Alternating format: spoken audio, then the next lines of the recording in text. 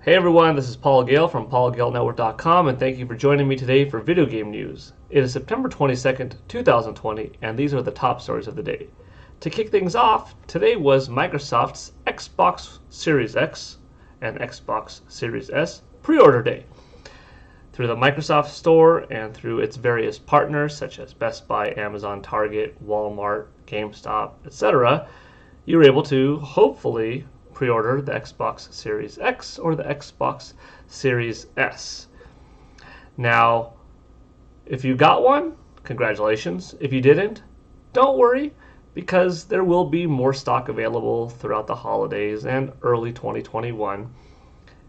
Things were handled fairly well in terms of knowing where to go and what time to go to those places.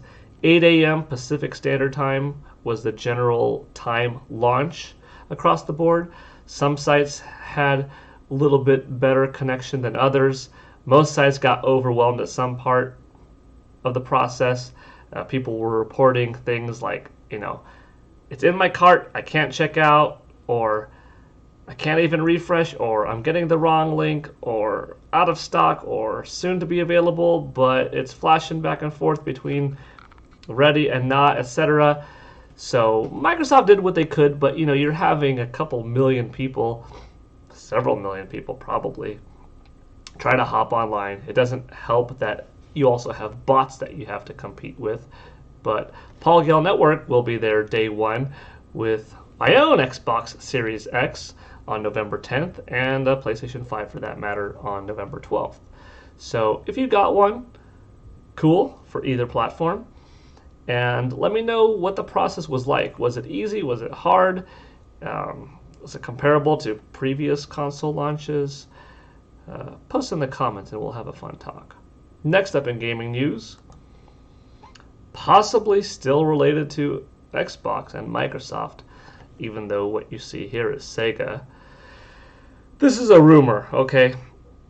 Sometimes we get rumors that end up being spot on. They're from a lot of sources. Sometimes it's kind of based off of speculation. Sometimes it's just fan theories. But if I'm reporting on it, it's basically because there's enough talk of it going on, and sometimes because I've heard something internally as well.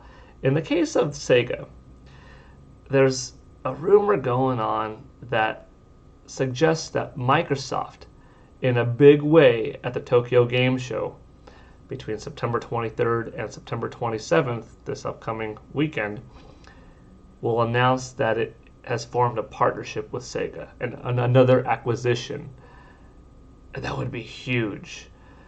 Gosh, you think of their announcement the other day of buying Bethesda for $7.5 billion. Could you imagine if just a couple of days later they announced an acquisition of Sega? That would definitely give them a lot of titles at their disposal. Sonic the Hedgehog, Knights, Streets of Rage, Virtua Fighter, Daytona USA. You've got some heavy hitters there. Now, if they played their cards well and released the titles, because once again, owning a studio is one thing, doing something with the titles is another, as I kind of mentioned now and then with Rare, right?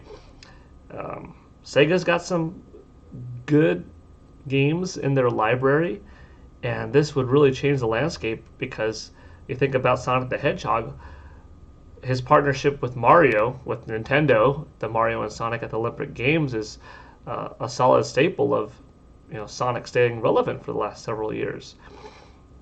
Sonic Lost Worlds for the Wii U had Link, his outfit, I should say, for Sonic to wear. Of course, Sonic is in Super Smash Bros. For the last few iterations.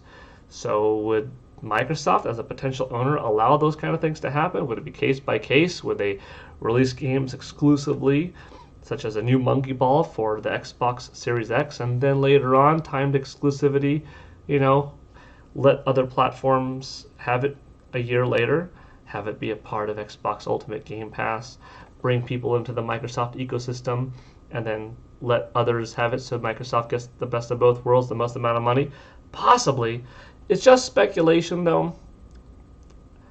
I'm kind of on the side of thinking nah, this isn't going to happen, but I wouldn't be entirely surprised. If I'm doing some kind of live reaction to Tokyo Game Show and they announce it, I would still be like, holy cow, what? Oh my gosh, because even though I've heard rumblings, the announcement finally being official would still blow my mind, you know? But we'll see more. I will report and provide an update if I hear anything concrete. And if I don't hear anything concrete, then I will just be there live with you potentially this weekend to have some crazy news. Next up, going from blue to red. It might be the 22nd of September in the United States, but in Japan it's already September 23rd, which means that in Japan it's Nintendo's 131st anniversary. Yes, Nintendo was founded September 23rd, 1889 in Japan. You know, you think of a company that has lasted a while with some power, right? 131 years. Of course, video games weren't around back then in 1889. But regardless, Nintendo was, and they've gone through different forms of business over the last century and a third now, almost. So it's pretty cool to see. I always love this bit of trivia. And when I first found out that Nintendo was this, you know, almost 100 or little over 100-year-old company when I was a kid, I was blown away. And it's still neat as an adult.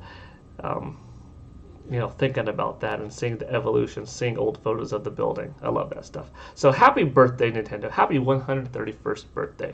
Here's to many more. And I will probably say it one more time tomorrow when we're on September 23rd U.S. time.